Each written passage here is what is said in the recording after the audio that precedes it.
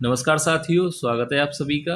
तो आज की क्लास में आप लोगों का हिंदी का एक टेस्ट लिया जाएगा। यानी टेस्ट के बारे में मैं आप लोगों को बता दूं कि टेस्ट में कुल प्रश्नों की संख्या 25 है और हर प्रश्न के लिए आप लोगों को 5 सेकंड का समय दिया जाएगा और उसके बाद आंसर भी बताया जाएगा। तो आप लोग क्लास के एंड में बताइएगा कि कितने प्रश्न आज के टेस्ट में आप लोगों के सही गए हैं। तो चलिए ज़्यादा समय न लेते हुए आज की क्लास शुरू करते हैं और देखते हैं टेस्ट का पहला प्रश्न। तो देखिए, पहला प्रश्न है, हिंदी गद्य का प्रारंभिक लेखक कौन है? तो आपको बताना है कि इस प्रश्न का सही उत्तर क्या होगा। प्रताप नारायण मिश्र, लल्लू लाल, महावीर प्रसाद द्विवेदी या ब्योगी हरि। तो आप लोग इसका आंसर सोच लीजिए, आप लोग देख लीजिए इसका आंसर क्या है। तो देखिए, हिंदी गद्य का प्रारंभिक लेखक कौन है? तो इस प्रश्न का यहाँ पर राइट आंसर हो जाएगा ऑप्शन बी। याद रखिएगा, लल्लू लाल। तो यानी पहले प्रश्न का यहाँ पर राइट आंसर हो जाएगा ऑप्शन बी, लल्लू लाल। अब इसके बाद देखिए अगला प्रश्न है, खड़ी बोली गद्य के उन्नायक कौन है? तो यहाँ पर आपको बताना है कि खड़ी बोली गद्य के उन्नायक कौन है। भारतेंदु हरिश्चंद्र हैं, बालकृष्ण भट्ट हैं या मुंशी सदा सुखलाल हैं या प्रताप नारायण मिश्र हैं। तो आप लोग अपने समय का उपयोग कीजिए, 5 सेकंड का समय है। तो देखिए यहाँ पर मैं आप लोगों को राइट आंसर बता दूं, खड़ी बोली गद्य के उन्नायक हैं ऑप्शन सी राइट हो जाएगा, मुंशी सदा सुखलाल। याद रखिएगा, ऑप्शन सी यहाँ पर सही आंसर होगा। तो अब इसके बाद देखिए अगला प्रश्न देखते हैं, खड़ी बोली गद्य की सर्वप्रथम रचना है। तो यहाँ पर आपको इस प्रश्न का राइट आंसर बताना है, इंदुमती, गोरा बादल की कथा, नासिकेतोपाख्यान या परीक्षा गुरु। तो देखिए 5 सेकंड का समय है आपके पास। खड़ी बोली गद्य की सर्वप्रथम रचना है, तो इस प्रश्न का जो सही आंसर होगा, याद रखिएगा, विकल्प बी यहाँ पर राइट हो जाएगा, गोरा बादल की कथा। खड़ी बोली गद्य की सर्वप्रथम रचना मानी जाती है गोरा बादल की कथा। अब इसके बाद देखिए अगला प्रश्न देखते हैं, हिंदी एकांकी के जनक माने जाते हैं जगदीश चंद्र माथुर, राम कुमार वर्मा, विष्णु प्रभाकर या उदय शंकर भट्ट। तो देखिए यहाँ पर इस प्रश्न का राइट आंसर होगा, आप लोग सोच लीजिएगा, हिंदी एकांकी के जनक माने जाते हैं। तो आप लोगों को इस प्रश्न का सही आंसर बता दूं, हिंदी एकांकी के जनक माने जाते हैं, विकल्प बी यहाँ पर राइट हो जाएगा, राम कुमार वर्मा को। हिंदी एकांकी का जनक किसे माना जाता है?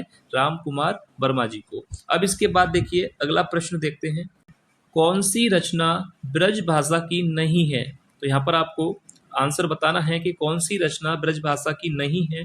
धनपाल कथा, अष्टांग योग, कोक कथा या कोक मंजरी। तो इन चारों में से कौन सी रचना है जो ब्रज भाषा की नहीं है? तो आप लोगों ने अपना आंसर सोच लिया होगा। तो देखिए सही यहाँ पर उत्तर हो जाएगा कि कौन सी रचना ब्रज भाषा की नहीं है। तो याद रखिएगा, पहला ही विकल्प यहाँ पर सही है, धनपाल कथा, जो कि ब्रज भाषा में नहीं लिखी गई है। बाकी यहाँ पर जो तीनों रचनाएं हैं वो तीनों ही रचनाएं ब्रज भाषा में लिखी गई हैं। तो याद रखिए, धनपाल कथा यहाँ पर इस प्रश्न का सही उत्तर हो जाएगा।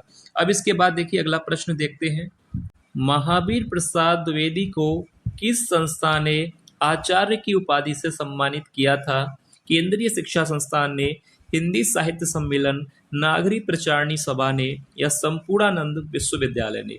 तो आप लोग अपना आंसर सोच लीजिएगा कि महावीर प्रसाद द्विवेदी को किस संस्था ने आचार्य की उपाधि से सम्मानित किया था।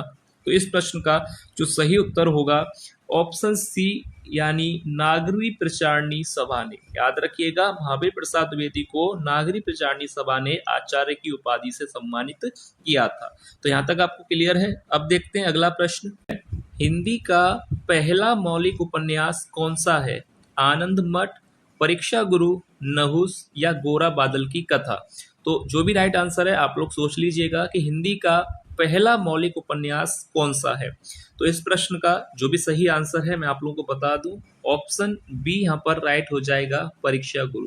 हिंदी का पहला मौलिक उपन्यास किसे माना जाता है? परीक्षा गुरु को। याद रखिएगा। अब इसके बाद देखिए अगला प्रश्न है, डॉक्टर नगेंद्र प्रसिद्ध हैं, डॉक्टर नगेंद्र प्रसिद्ध हैं आत्मकथा लेखन के लिए, गद्य गीत के लिए, यात्रा व्रत के लिए या आलोचना के लिए। तो जो भी राइट आंसर है आप लोग अपना आंसर देख लीजिएगा। डॉक्टर नगेंद्र प्रसिद्ध हैं, तो यहाँ पर इस प्रश्न का जो भी सही आंसर है मैं आप लोगों को बता दूं, डॉक्टर नगेंद्र प्रसिद्ध हैं, ऑप्शन डी सही हो जाएगा, आलोचना के लिए। याद रखिएगा, डॉक्टर नगेंद्र मुख्यतः किसके लिए प्रसिद्ध हैं? आलोचना के लिए।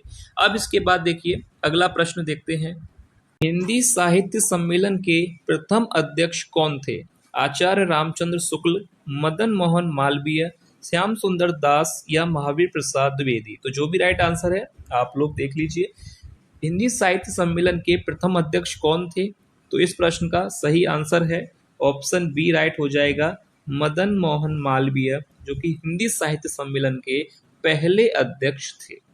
अब इसके बाद देखिए अगला प्रश्न है, हिंदी के प्रसिद्ध गद्य गीतकार हैं।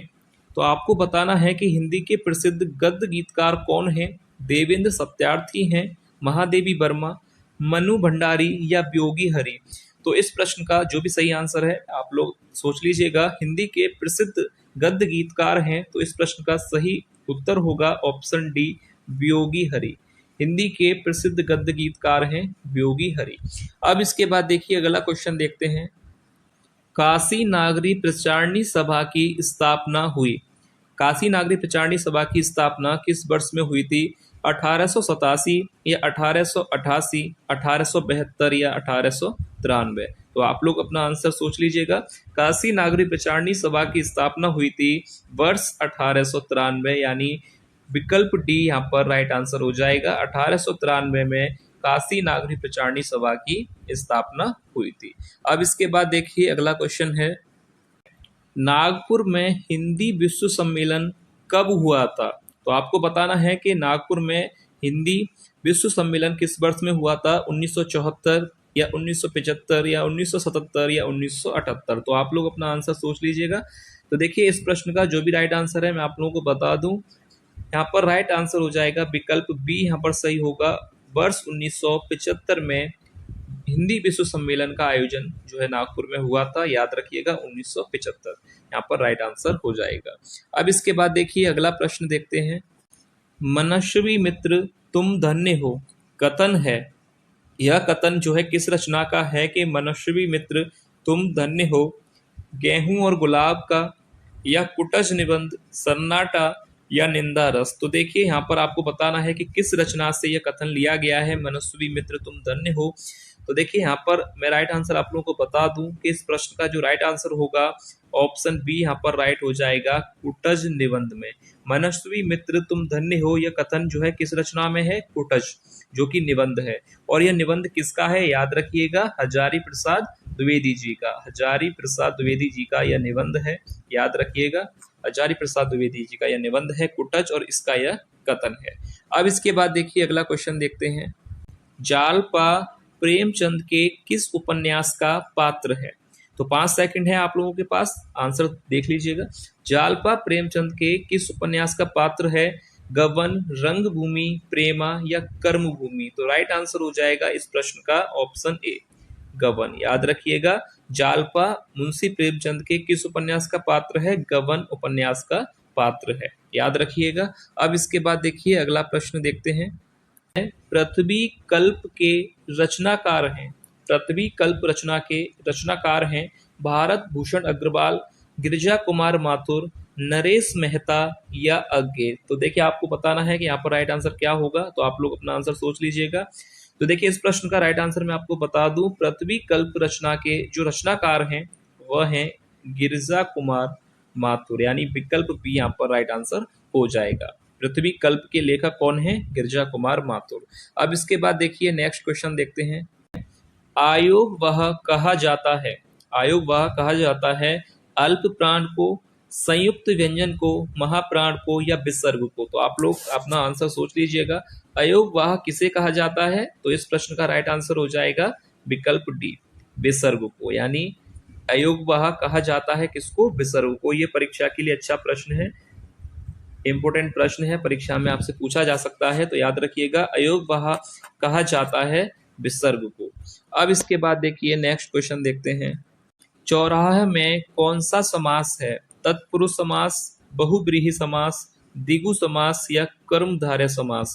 तो ये हिंदी की परीक्षा का व्याकरण का काफी अच्छा प्रश्न है जो काफी बार परीक्षा में पूछा गया है।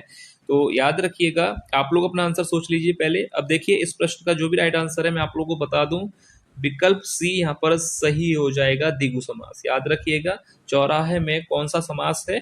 द्विगु समास। अब इसके बाद देखिए नेक्स्ट क्वेश्चन देखते हैं, अत्याचार शब्द में उपसर्ग है।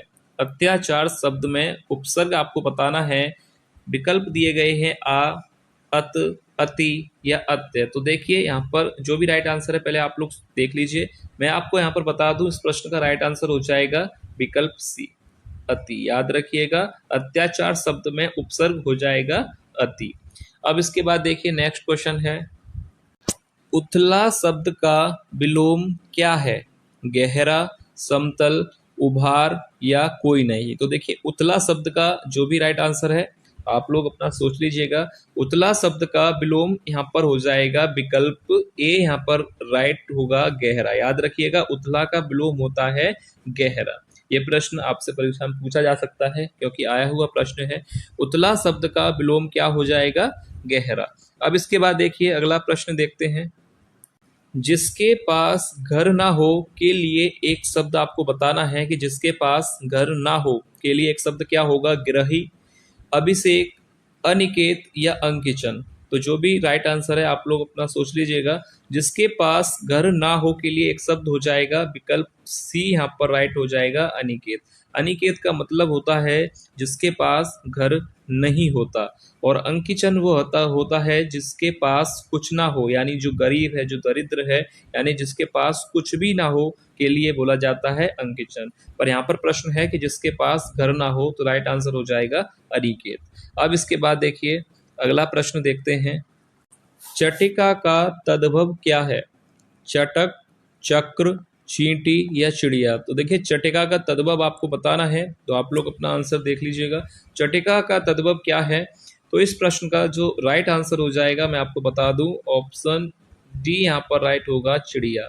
चटिका का तद्भव क्या हो जाएगा? चिड़िया। याद रखिएगा, ये भी प्रश्न आया हुआ है परीक्षा में। चटिका का तद्भव हो जाएगा चिड़िया, यानी विकल्प डी। अब इसके बाद देखिए अगला प्रश्न देखते हैं, मोर का पर्यायवाची शब्द है। मोर का पर्यायवाची शब्द आपको बताना है कि क्या होगा? कलापी, तड़ित, विसिक या विचक्षण। तो राइट आंसर इस प्रश्न का आप लोग सोच लीजिएगा। मैं आपको बता दूं इस प्रश्न का राइट आंसर क्या होगा। मोर का पर्यायवाची शब्द होता है कलापी। पहला ही विकल्प यहाँ पर सही हो जाएगा। ठीक है, याद रखिएगा, मोर का पर्यायवाची शब्द है कलापी। याद रखिएगा। अब इसके बाद देखिए नेक्स्ट क्वेश्चन है, निम्नलिखित में से शुद्ध शब्द है। तो ये प्रश्न काफी बार परीक्षा में पूछा गया है, हिंदी की ज्यादातर परीक्षा में ये प्रश्न आता है कि इसमें से शुद्ध शब्द पूछा जाता है कि शुद्ध वर्तनी वाला शब्द कौन सा है। तो आप लोग भी अपना आंसर सोच लीजिएगा। मैं आपको बता दूं इस प्रश्न का जो सही आंसर हो जाएगा, यानी शुद्ध शब्द यानी शुद्ध वर्तनी है। याद रखिएगा, ध्यान से देख लीजिएगा, ये काफी कंफ्यूज करता है। ऑप्शन बी यहाँ पर सही हो जाएगा। ठीक है, याद रखिएगा, शुद्ध वर्तनी वाला शब्द इनमें से कौन सा है? Option B. ध्यान से देख लीजिएगा क्योंकि ये परीक्षा में हो सकता है इस बार भी पूछा जाए। अब देखिए इसके बाद अगला क्वेश्चन देखते हैं, उत्साह शब्द का विशेषण होगा। यहाँ पर आपको बताना है कि उत्साह शब्द का विशेषण क्या होगा। उत्साह या उत्साहित होगा या उत्सव या उत्साही। तो देखिए विशेषण पूछा है तो उत्साह शब्द का जो विशेषण हो जाएगा विकल्प बी यहाँ पर सही हो जाएगा, उत्साहित। याद रखिएगा, उत्साह शब्द का विशेषण क्या हो जाएगा? उत्साहित। अब इसके बाद अगला प्रश्न देखते हैं जो कि आज के टेस्ट का लास्ट प्रश्न है, राम की गाय बहुत काली है, वाक्य में काली शब्द क्या है? राम की गाय बहुत काली है, वाक्य में पूछा गया है कि काली शब्द क्या है? सर्वनाम है या क्रिया है, विशेषण है या प्रिविशेषण है। तो यहाँ पर आपको बताना है कि राम की गाय बहुत काली है। काली शब्द यहाँ पर क्या होगा? तो देखिए विकल्प ए और बी तो यहाँ पर हो नहीं सकता, ना ही ये सर्वनाम है और ना ही ये क्रिया है। विशेषण और प्रिविशेषण से ही एक यहाँ पर राइट होगा।